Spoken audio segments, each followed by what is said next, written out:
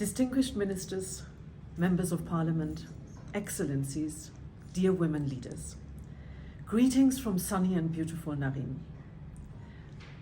I wish I could be with you today to join you for this important forum, which is the first of its kind in Kyrgyzstan, bringing together women leaders with a diverse background with the Cabinet of Ministers and members of Parliament. This unique format of an open and inclusive dialogue demonstrates the commitment of the government and Parliament to advancing the rights of women and girls in Kyrgyzstan. It also stands exemplary for the recognition of the critical role women and women leaders play in advancing Kyrgyzstan's sustainable development. I would like to express my appreciation to all women present here today who have worked tirelessly to develop proposals for collaboration with the Cabinet of Ministers and Parliament. Your efforts are crucial in realizing the rights of hundreds of thousands of women and girls who are often excluded from or marginalized in decision-making processes.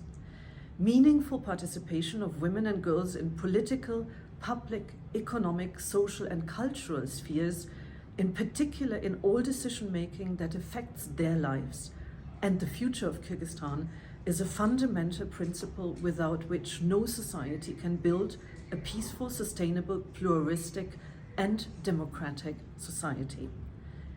Gender equality and women's empowerment is the guiding principle for attaining the Agenda 2030.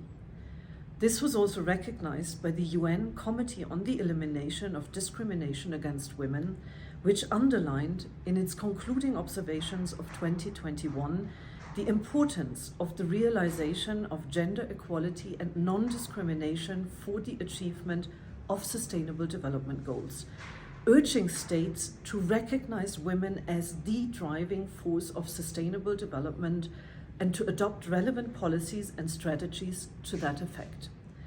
This has become even more important as progress towards the achievement of the Sustainable Development Goals has been severely impacted globally and in Kyrgyzstan by various global crises over the last 3 years, exacerbated by climate change.